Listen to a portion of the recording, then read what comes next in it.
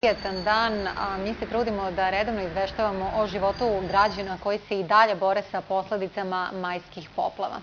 Iako je prošlo skoro 2 meseca od tada, život stanovnika u Jameni je i dalje daleko od uobičajenog i normalnog.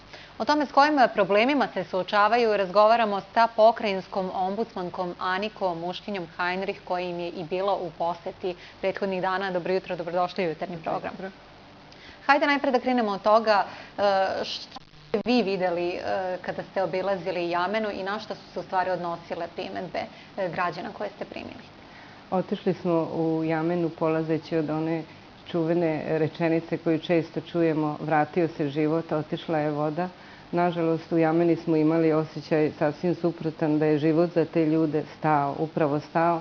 I ono što njih najviše tišti je neinformisanost. Ništa ne znaju o onome što će se u buduće desiti. Neizvesno je sve, vreme prolaze, oni se plaše jeseni, oni su zaista u teškoj materijalnoj situaciji, tako da smo njihove pritužbe mogli da grupišemo u 3 grupe. Jedan deo se odnosi na pritužbe onih čije kuće treba da se grade iznova, to je 6 urušenih i 6 sasvim srušenih kuća. Drugi problem imaju oni stanovnici Jamene koji imaju poljoprivredno zemljište. Zanimljiv je slučaj jednog građanina koji tvrdi da je po sredini njegove njive podignut nasip, nagurana je zemlja. Ne zna uopšte po čijoj naredbi, ko je to uradio, međutim niko to sad ne uklanja, a on nema opremu za to. Druga grupa pritužbi se odnosi na objekte, na stvari, na izgubljene predmete. Interesantna je bila pritužba jednog građanina koji tvrdi da mu je bujica odnela u prvom naletu pčelinjake u vrednosti od oko 40.000 eura, kako je on to procenio. A treća grupa pritužbi bi se odnosila na podelu humanitarne pomoći. Naravno, uvek neko ima osjećaj da je loše prošao, da je drugi bolje prošao. To je nužno, pošto je pomoći mnogo manje nego onih kojima je ona potrebna. Što se tiče pomoći, posetio nas je i tamošnji lekar i objasnio zamolio nas da preduzmemo nešto kako bi se uredilo pitanje raspodele donacije ove vrste.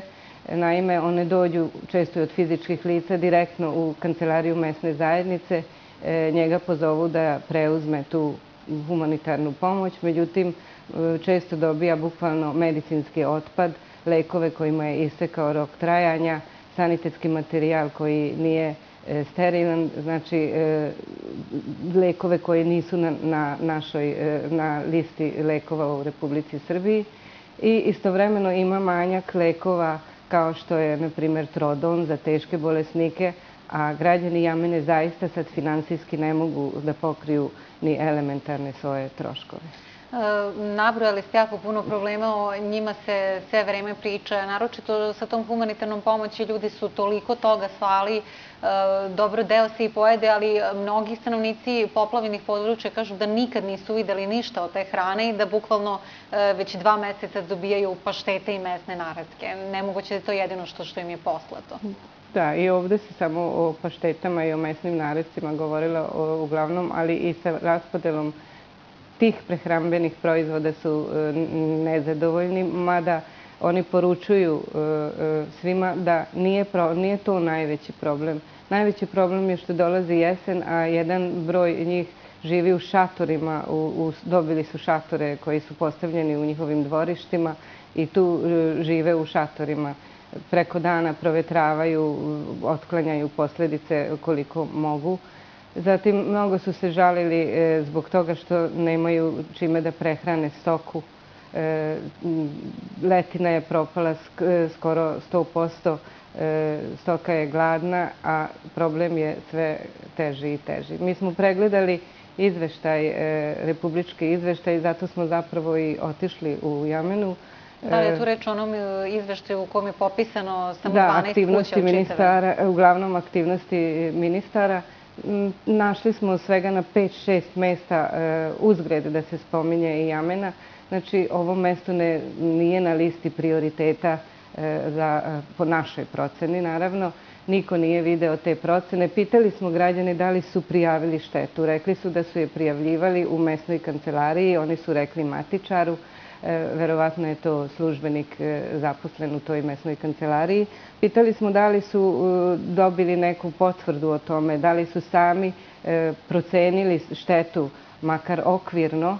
Rekli su da nisu, da komisije razne dolaze što se tiče objekata, zgrada, bilo je raznih kontrola, raznih aktivnosti. Međutim, što se poljoprivrednog zemljišta tiče, nijedan od onih koji je došao nije imao informaciju o tome da je iko procenjivao štetu konkretno na njegovom poljoprivrednom zemljištu.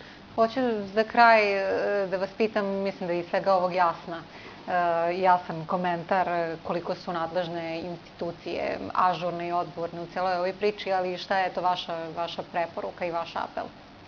Mi ćemo sad ovih dana zaista apelovati na sve one institucije koje smo prepoznali u ovim izjavama građana.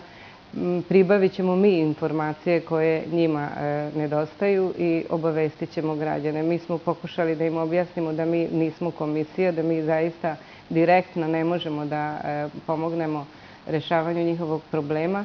Oni to znaju, ali u krajnjem očaju oni pokušavaju zaista sve.